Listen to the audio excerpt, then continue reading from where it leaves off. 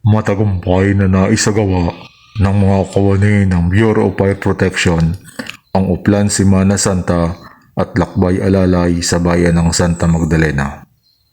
Ang nasabing operasyon ay tumakbo mula March 29 hanggang April 5, 2026. Kasama sa isinagawang hakbang ang pagtatayo ng standby post kung saan laging nakahanda ang mga operation personnel, fire truck at AMS team kasama ang ambulansya upang agarang makatagon sa anumang emergency na maaaring mangyari sa nasabing lugar.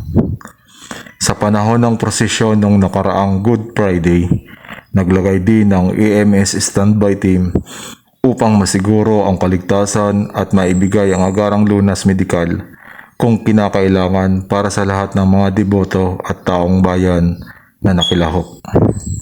Samantala, noong Black Saturday, nagsagawa naman ng pag-iikot ang AMS team sa iba't ibang beach at resort.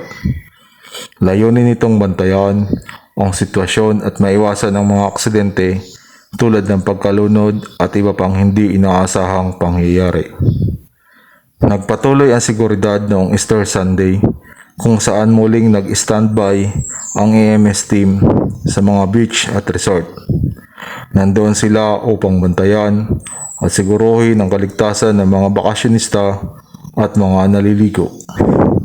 Layunin ng nasabing operasyon na magkaroon ng payapa, maayos at ligtas na pagdiriwang ng mahal na araw para sa lahat.